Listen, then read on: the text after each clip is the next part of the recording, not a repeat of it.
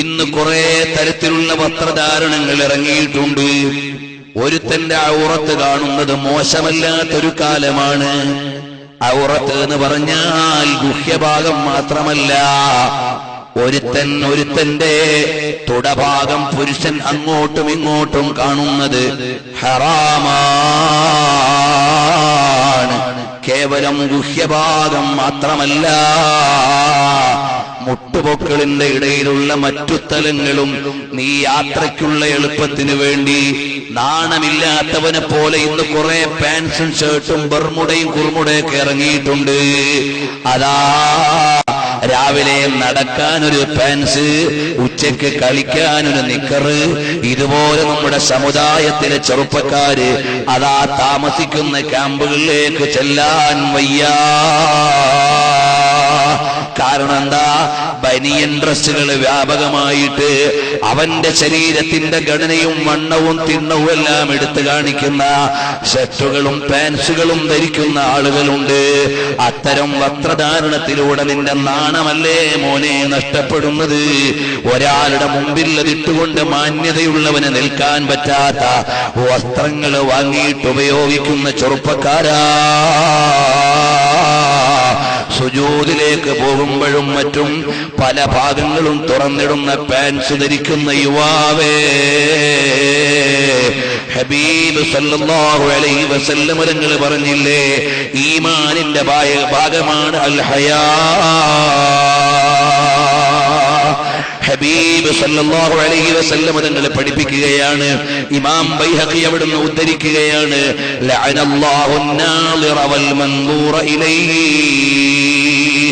ഔറത്തിലേക്ക് നോക്കുന്നവനും ഔറത്ത് കാണിക്കുന്നവനും അല്ലാഹുവിന്റെ ശാപം ലഭിക്കുന്നവനാണ്. ഇന്നൊന്നും ട്രെയിനിൽ യാത്ര ചെയ്യാൻ പറ്റാത്ത കാലമാണ്. ലോങ് ട്രെയിൻ ആണെങ്കിൽ വല്ലാത്ത കഷ്ടം തന്നെ. പണ്ട് നമ്മുടെ പോലീസുകാരെ സമരം ചെയ്ത് കുട്ടി നിക്കർ ഒഴിവാക്കി. ഇപ്പോൾ ആളുകളെല്ലാം പരിഷ്കാരത്തിന്റെ ഭാഗമായി അവരുടെ മുട്ടിന് മുകളിലുള്ള പല ഭാഗങ്ങളും തുറന്നിട്ടുകൊണ്ടുള്ള വസ്ത്രം നമ്മുടെയൊക്കെ വീടുകളിൽ. ഗൾഫുകാരവരുടെ മക്കൾക്ക് വാങ്ങിക്കൊടുക്കുന്ന ബനിയൻ ഡ്രസ്സുകളുടെ കോലം. അതിൽ കോളേജിനെ സഹായിക്കുന്നവർക്ക് ചിലപ്പോൾ എന്റെ വഴുത് കേൾക്കുന്നുണ്ടാവും. ബേജാറൊന്നുമില്ല, കാരണം അല്ലാഹുവിന്റെ ദീൻ അവർ പഠിക്കണമല്ലോ. അപ്പോൾ എല്ലാ പരിഷ്കാരത്തെയും അതിന്റെ ഗുണവും നഷ്ടവും ഒന്നും ചിന്തിക്കാതെ തലയിൽ കയറ്റുന്ന ആളുകൾ മാന്യമായ വസ്ത്രം വാങ്ങി മാന്യമായി ധരിക്കാൻ അവരെ പഠിപ്പിച്ചു കൊടുക്കണം. ഞാനൊരിക്കൽ എറണാകുളത്ത് ഇങ്ങനെ പാസ് ചെയ്യുമ്പോൾ പള്ളിയിൽ കയറിയപ്പോൾ രാവിലെ തന്നെ കുട്ടികൾ മദ്രസയിലേക്ക് വരുന്നുണ്ട്. അതിൽ കുറെ കുട്ടികളുണ്ട്, ചെറിയ മക്കള്, സ്കൂളിലും മദ്രസയിലും പഠിക്കുന്ന കുട്ടികൾ. അതാ മുട്ടുവരെയുള്ള നിക്കറും അവിടെ വരെ എത്താത്ത നിക്കറും കിട്ടുന്നു മദ്രസയിൽ. ഞാൻ ചോദിച്ചു, മോനെ ഞങ്ങളെ നാട്ടിലൊന്നും ഇങ്ങനെ മദ്രസയിൽ വരില്ലല്ലോ എന്ന്. ആ കുട്ടിയോട് അങ്ങനെയല്ലേ പറയാൻ പറ്റൂ? കുട്ടിയോട് പറയാൻ പറ്റുന്ന രൂപത്തിലേക്ക് ഇങ്ങനെ പറഞ്ഞു ഒപ്പിച്ചു കൊടുത്തു. മോനെ, അതുകൊണ്ട് നാളെ മുതൽ ഉപ്പാനോട് പറയണം, ഉമ്മാനോട് പറയണം, ഇതിട്ടുകൊണ്ട് മദ്രസയിൽ വന്നുകൂടാ എന്ന് പറയണം. എന്നെ കൊണ്ട് കഴിയും പോലെ ഞാൻ പറഞ്ഞിട്ട് പോന്നു. അപ്പോൾ അതുപോലും നിസാരമായി കാണുന്ന കാലമാണ്.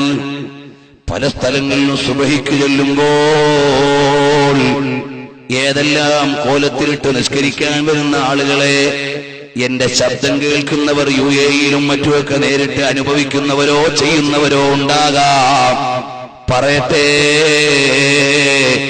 മാന്യമായ വസ്ത്രം ധരിക്കൽ ഈമാനിന്റെ ഭാഗമാണ്. അൽ ഹയാഉ മിനൽ ഈമാൻ. നിനക്ക് ഹയാ ഇല്ലെങ്കിൽ എന്താ മോനെ ചെയ്തുകൂടാത്തത്? എല്ലാം നിനക്ക് ചെയ്യാവുന്നതാണ്. അപ്പോൾ ലഅനല്ലാഹു നാളിറ വൽ മൻദൂറ ഇലൈഹി. നബി സല്ലല്ലാഹു അലൈഹി വസല്ലം തങ്ങൾ പഠിപ്പിക്കുന്നു, ഇമാം അബൂ ദാവൂദ് നിവേദനം ചെയ്യുന്നു, ലാ തുബ്രിസ് ഫഖിദക.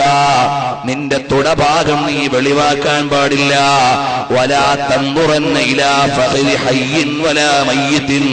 ജീവിച്ചിരിക്കുന്നവരുടെയോ മരണപ്പെട്ടവരുടെയോ തുടഭാഗം നീ കാണാൻ പാടില്ല.